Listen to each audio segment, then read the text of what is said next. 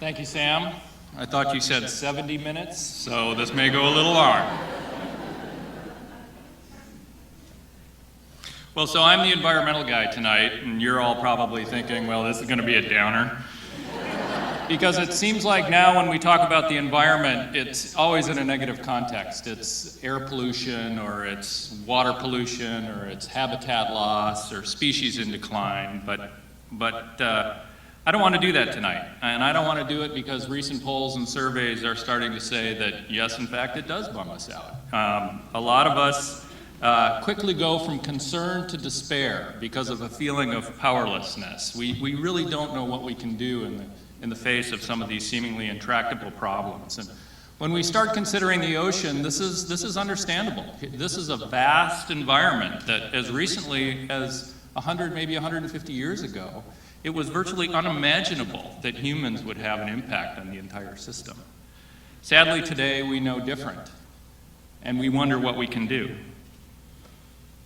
But tonight I don't want to talk about symptoms of a stressed ocean. I want to talk about an ocean that still exists. I want to talk about an ocean that captivated me so many years ago, as Sam said, and continues to.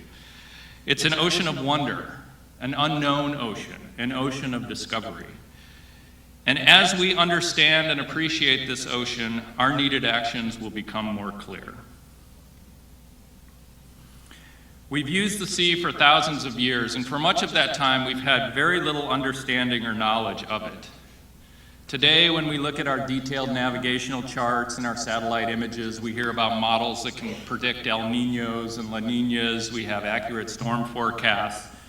We really start to demonstrate our growing understanding of the physical ocean, and oftentimes that leads people to think that we must know everything there is to know. But unfortunately, what lives in the ocean lags far behind, farther behind than our desires or what we need to know. For we live on a planet that 70% of its surface is covered by ocean, where 97% of the Earth's biosphere is underwater, and where 50% of the oxygen, the atmospheric oxygen, is derived from the ocean. I like to say that wherever you are, every other breath you take comes from the ocean. So needless to say, there's value in learning about such a vast and critical part of our world, a world that I think more appropriately we should be calling planet Ocean.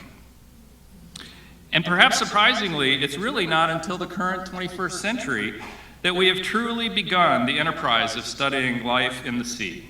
And with new technology and systems, we're really for the first time able to access that life, from outer space down to its deepest depths.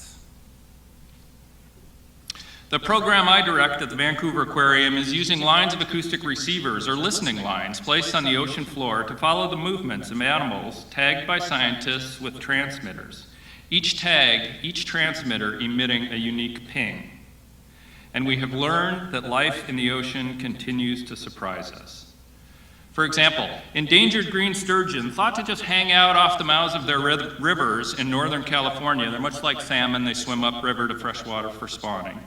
That every year surprisingly make a northward migration in the wintertime, congregating off the north end of Vancouver Island. For some reason, we have no idea why. This was just learned within the last 5 years.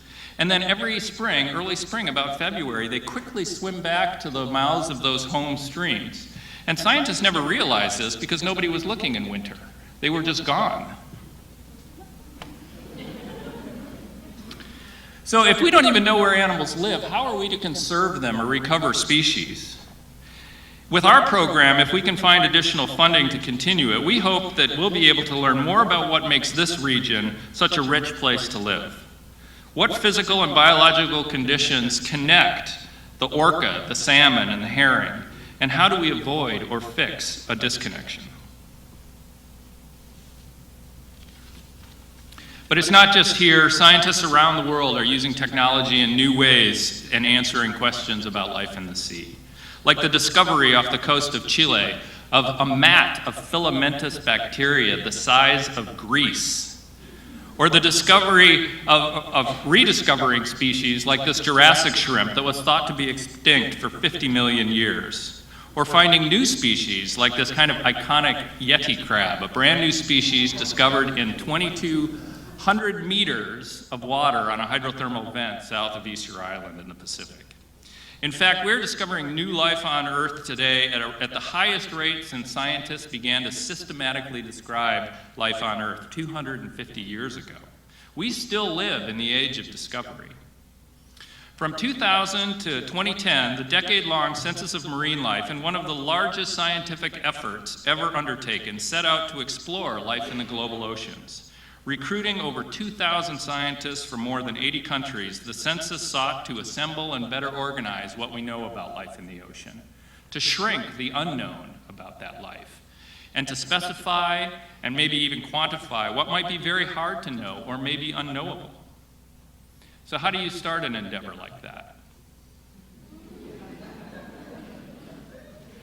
I wish it were that easy, huh?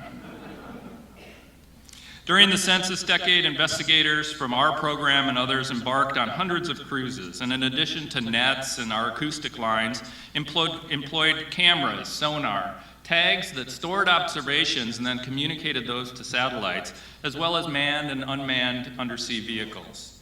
Between 2002 and 2006, new species were being discovered in the ocean at a rate of about 1,600 per year.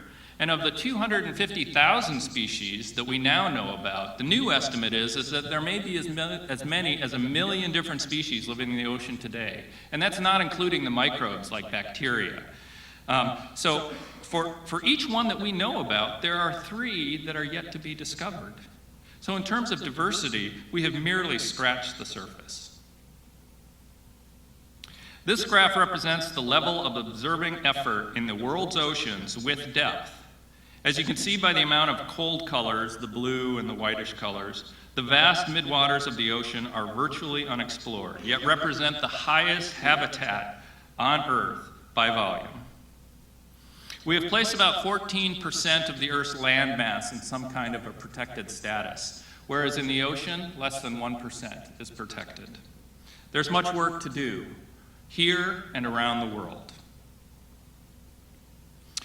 And so, like a sunrise and the opportunities of a new day, I want to leave you not with despair, but with a hope that we will advocate and support further exploration of the oceans and its protection in ways that restore its health, because health of the oceans means health for us. Thank you.